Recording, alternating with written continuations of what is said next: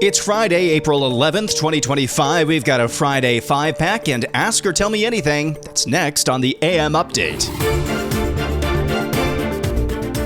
What a week that was. No shortage of headlines to talk about. Sometimes changing by the moment. That seems to be a recurring theme so far this year with the new Trump administration. Lots of excitement as well. Lots of intrigue and a little bit of hand-wringing.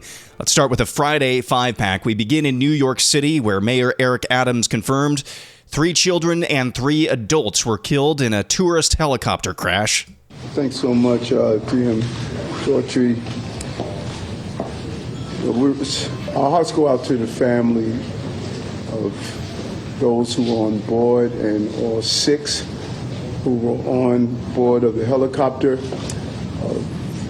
It's almost reminiscence of the plane going down here on the Hudson River, but thank God we didn't lose any lives back then. It's still fresh and it's still new. The investigation is ongoing, and we have the entire family members. We're lifting them up in prayer.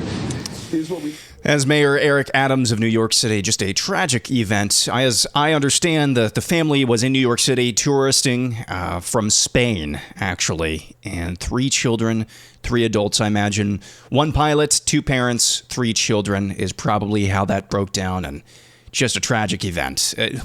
Whenever I see things like that, hug your children one more time. You never know how any day is going to go. I'm cheating for item number 2 on our Friday 5-pack. It's actually 4 quick stories. The Supreme Court has told the Trump administration it has to facilitate the return of a gang member who they say was mistakenly deported to El Salvador. And as I understand it, this gang member is actually an El Salvador citizen. He came into the country illegally. He was part of a gang. I think it was MS-13. And now the Supreme Court, this has been mired in legal trouble. The Supreme Court says, like a lower court had to say earlier, or tried to say earlier, you've got to bring this illegal alien back to the United States so he can get his day in court. That does not make any sense. It is not the international constitution. It's the Constitution of the United States. It's for the citizens of the United States. This person was not a citizen. I guess the argument is habeas corpus or something. I don't. Bass backwards. Second item of 4 items. In the second item of the Friday 5-pack, 208 House Democrats voted against the SAVE Act that requires voter ID to participate in elections. 4 Democrats voted for it. But 208 Democrats, put it this way, they voted in favor of being able to vote even if you don't have proof that you're from this country. That's just treacherous. All of those people should be thrown in prison. I mean, that is traitorous. After a fair trial, of course. The House also passed the budget package in a 216 to 214 vote. Representatives Thomas Massey and Victoria Spartz were the lone Republicans to vote no.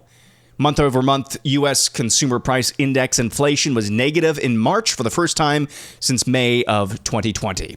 Item number 3, here's Democrat Senator Elissa Slotkin from Michigan taking a gamble, messaging against President Trump's tariff program. Is people have no sense of certainty. They cannot plan. They cannot make decisions. They cannot decide whether to invest in opening another factory or not, to move forward, to move backwards. It's the same level of uncertainty I felt 5 years ago during COVID. So we had to shut down the country, people like Elissa Slotkin said. We had to completely shut down the economy, just completely drop a nuclear bomb on the economy over a cold, which is basically what COVID turned out to be, a glorified cold. For some people, maybe a glorified flu, but for most, it was a glorified flu. We had to drop a nuclear bomb on the economy then. But President Trump's efforts to get better trade deals at minimum with other countries and isolating our largest geopolitical foe, yes, that is the exact same thing. No, it's not. And why did I say she's taking a gamble here? Because if President Trump is successful at all on this, if he manages to bring back jobs, to open up new markets that were previously behind barriers, meaning there's automatically more demand for American exports. That benefits our economy. That benefits people. That benefits people in Michigan, her own constituents. And she's out here messaging against it. That's risky. Item number 4, RFK Jr., HHS Secretary, says we're going to have some pretty big news about a pretty big topic coming up by September. He made these comments at a cabinet meeting at the White House yesterday. The autism rates have gone from now most recent numbers we think are going to be about 1 in 31, from 1 in 12, so they're going up again from 1 in 10,000 when I was a kid. And we are going, at your direction, we are going to know by September. We've launched a massive testing and research effort that's going to involve hundreds of scientists from around the world. By September, we will know what has caused the autism epidemic, and we'll be able to eliminate those exposures. So big. Think of that. So it was 1 in 10,000 children had autism, and now it's 1 in 31. Not 31,000, 31. That's a horrible statistic, isn't it? And there's got to be something artificial out there that's doing this. So you think you're going to have a pretty good idea, huh? We will know by September. There will be no bigger news conference than that. So that's it. If you can come up with that answer where you stop taking something, you stop eating something, or maybe it's a shot, but something's causing it. It can't be from 10,000 to. Can you imagine that, Marco? That's a big number. Thank you very much. You're doing great. Thank you, Bobby. Finding the cause of autism and what's causing it to increase in incidence. Some say that that's not really happening, that we're just identifying it more readily these days than we were back in the olden times. But identifying a cause for this could be a massive, massive, world-changing story. And RFK Jr. said, no uncertain terms there. We will have the answer in September. All right, soundbite of the week for item number 5 on a Friday 5-pack. Here's Senator John Kennedy of Louisiana being interviewed by Sean Hannity on Fox News. He's part of a 7-senator panel on Fox News the other night on the topic of the new leadership in the Democrat Party. What do you think of the new leadership, Jasmine, AOC, and Bernie? I consider Congresswoman Ocasio-Cortez to be the leader of the Democratic Party. She's entitled to her opinion. I'm entitled to mine. As I've said about her before, I think she's the reason there are directions on a shampoo bottle. And, you can't just tee up John Kennedy like that and expect him not to just take the low-hanging fruit. I mean, that is some prime clickbait slop right there. Partisan slop. Not saying it's not funny, because it is. John Kennedy with the soundbite of the week, stipulating that Alexandria Ocasio-Cortez is the reason why there are directions on the shampoo bottle. Let's get to some Ask or Tell Me Anything. Judd Noel asks, when Christians physically die, do they go to Sheol, Hades, or to heaven? Revelation 20:13 makes it seem that people are not removed from Sheol or Hades till the final judgment. Yeah, it does make it sound pretty clear that that is the case. There are a lot of varying interpretations of Scripture when it comes to this. Now, I'm not Catholic, but I think the Catholic position is, with very few exceptions, that when a person dies, a believer dies, it's more than likely that they will go to purgatory. And I think it's based, again, I'm not Catholic, so I'm asking for some charity from our Catholic listeners, but I think it's partly based on the verse, he who started a good work in you is faithful to complete it till the day of Jesus Christ. And so that means that nobody is perfect, or hardly anybody has perfected their justification. If you're a Catholic, hardly anybody perfects their justification this side of heaven.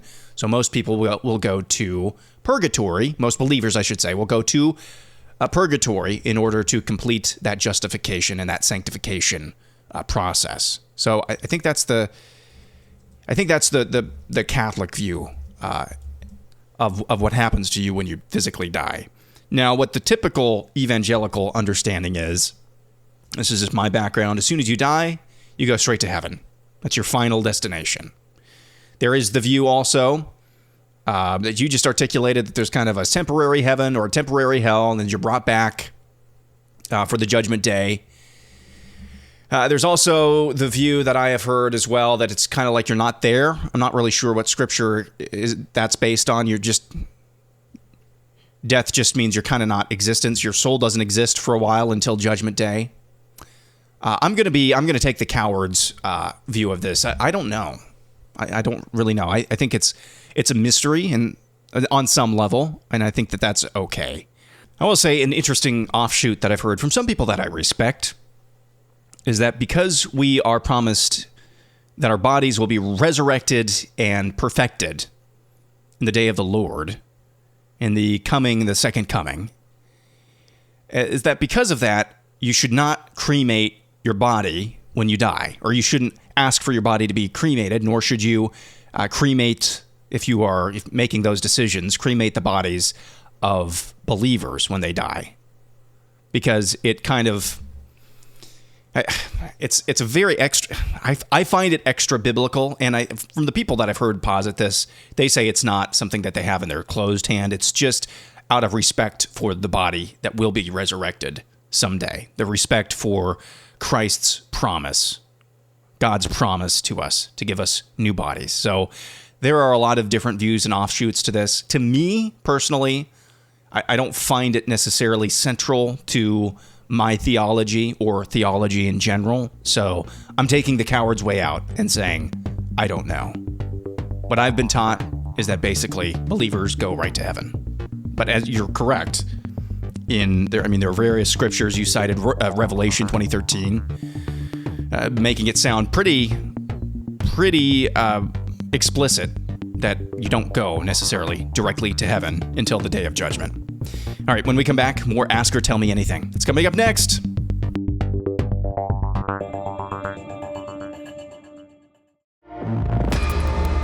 Kim K asks, best book to recommend to new parents on vaccines. I have a daughter-in-law who wants to be informed, but there's so much information out there that it's overwhelming her. I thought I had heard you mention one on the day job that you and Bella used, but I can't remember the title. All right, here we go. I get asked this question a lot. And so bookmark this. Set a reminder for yourself. Remember to go listen back to this. It is called the Vaccine Friendly Plan.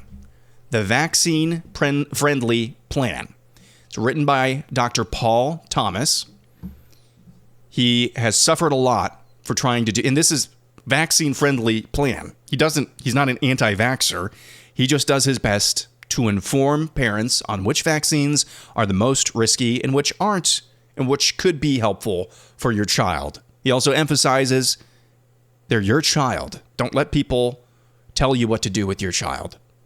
Dr. Paul Thomas, The Vaccine Friendly Plan. Now, Dr. Paul Thomas has a new book out, and from what I understand, both of these books are kind of dense, and there's no way to not be overwhelmed on some level with the information. But this new book is called Vax Facts, written by Dr. Paul Thomas and Dee Dee Hoover, who is just a mom, that's on the subtitle of the book Vax Facts. So those are a couple of good books. If you're looking for a one-stop shop that is a balanced approach, not a completely anti-vaxxer, but you tell the truth about vaccines to the best of any imperfect individual's attempts or ability, The Vaccine Friendly Plan and Vax Facts by Dr. Paul Thomas. Dr. Thomas he was targeted. He used to practice in Oregon. He's been targeted for just telling the truth about vaccines. And sometimes the truth is good. Sometimes the truth is not so good. But he has some credibility on this issue, in my opinion. Kay Adkins says, if the big, beautiful bill raises the debt ceiling and cuts taxes, is this really just the less bad of the bad options? Raising an already insanely high debt ceiling is crazy. I'm kind of where Jesse Kelly is, just making my peace with the fact that this country just seems to be able to and want to spend like we're at war when we're not at war. And there's just basically no appetite for cutting this. No appetite for cutting spending. I saw a fascinating post the other day saying, I don't understand why this proposal that I'm about to tell you, why it's not being taken seriously. Promise 10 million Americans who opt in, you get a lump sum payment of $250,000, but you don't get Social Security later on. 10 million Americans would take that deal, I'm sure. I'm absolutely sure of that. This poster said, an analysis has been done, that over, I think, a decade, that would shrink the deficit by $5 trillion. That's a pretty good plan. There is some precedent to this in the private sector world. There are some companies who have had and promised pensions that just could not foot the bill. They were not going to be able to foot the bill. And so they gave their employees, if they opted in, they gave their employees a large lump sum payment in exchange for no promise of a pension later on.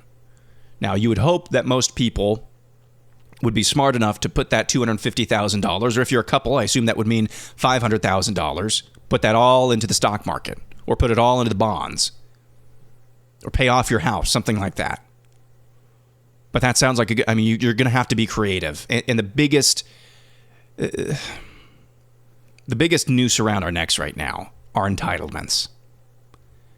So, Kay Atkins, yeah, maybe this budget plan going through, or this bill going through Congress right now, maybe it's the less bad of bad options, but eventually you're going to have to reform entitlements, and you're going to have to be creative in doing so. Otherwise, we're just going to keep spending and spending and spending and spending. Country Squire says, the late Gene Hackman in The Quick and the Dead tells how DC feels about us. All I hear from you, spineless cowards, is how poor you are, how you can't afford my taxes. I run everything. If you live to see the dawn, it's because I allow it. I decide who lives and who dies. Yeah, probably. The DC elite certainly do look down upon middle America. So glad that they have graced us with allowing us to breathe their air once more. Yeah, that is the hubris of DC to the rest of America. It really is. Shay and James Moon says, I really appreciate your insights on theology and culture. I was curious, what are your thoughts on post-millennial preterism? Skipping, do you see any strengths or concerns with that view, especially in light of how it applies to cultural engagement in the future of the church?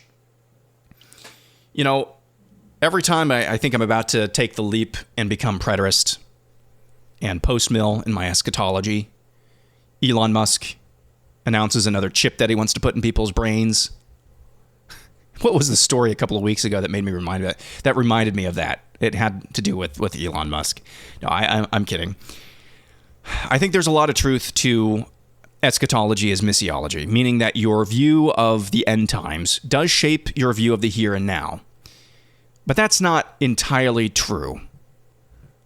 I think with the preterist post-mill view, you could be pietistic. Now, piety is not bad. Being free from or working to free yourself, the sanctification process is not bad. Pietism as a belief system, meaning that you are going to completely eject from the world, eject from the Great Commission, even if you're not explicitly doing so. You're just going to live a really wholesome, holy life, just completely ejected from the world. You're not even in the world. You're out of the world, and you're not of the world. That's kind of pietism. That's how I would define pietism. That can creep up in post-mill as well. Similarly in pre-mill, and I'll explain why. Pre-mill eschatology, my main critique of that is that it implicitly, really at a human level, preys on human nature. Things are just going to keep getting worse and worse no matter what I do, so I might as well not do anything.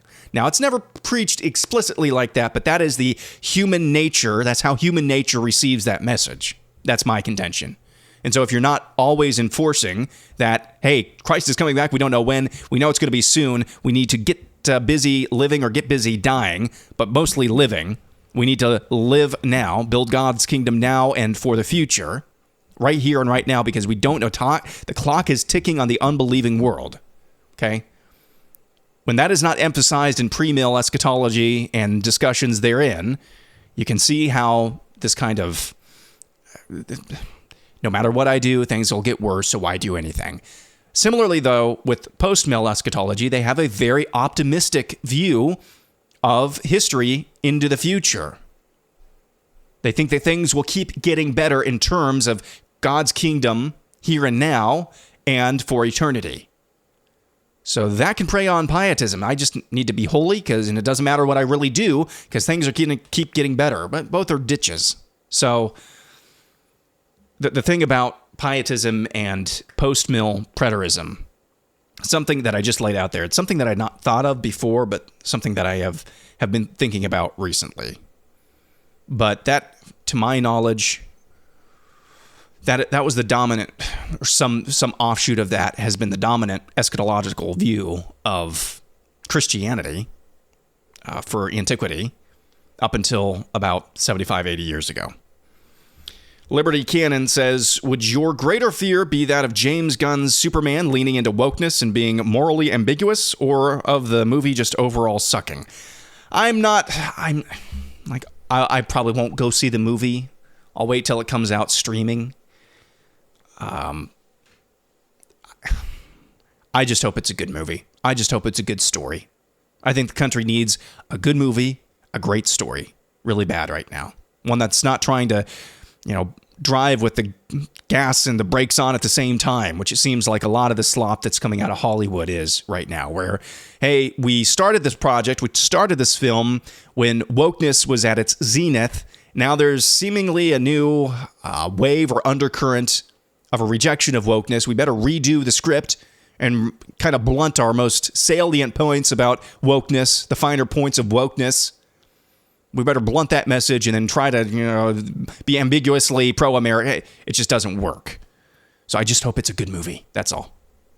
Daniel Brown says, from one father of grown children to a relatively new father, don't take time for granted. Before you know it, you'll blinked and your kids are graduating high school and it all seems like it went too fast. Enjoy every stage of their childhood and their adolescence. Yeah, well, Daniel, I appreciate that. I don't know what your question is. No, I appreciate the sentiment. And I read that as I was getting Ben ready for bed the night that you submitted that. And I took that to heart. I appreciate that. Brian Moss says, please find an adjective other than pissant. How about petulant or pretentious? Brian, it sounds like something a pissant would say. You're not a pissant, are you, Brian? I mean, I'm just going to say it more often now, just to spite you. Pissant is just a pejorative. Pissant is the name of a real ant. But in the pejorative meaning, in the insult meaning, it means somebody who is weak or worthless. And the reason why it's particularly applicable to people like district court judges is that these people really do believe that they run the world. And they really don't. They have no power. They think very highly of themselves, but they have no power. They think they are God kings, but there are no people, I would argue, on the face of the planet that have a higher view of themselves with a low justification for having those views of themselves than district court judges, and really judges at the federal level in general. So that's why it works, especially for judges. I'll use that term, especially when discussing these district court judges that are trying to gum up the works because they think that they are defenders of our sacred democracy, however they're doing it. So, no, I'm going to keep saying that, especially when people earn that title. But thank you for submitting, Brian. That's going to do it for Friday. Back at it again tomorrow with No Suck Saturday for everybody else. If you don't catch that, regular order again on Monday. See you then. Have a great weekend.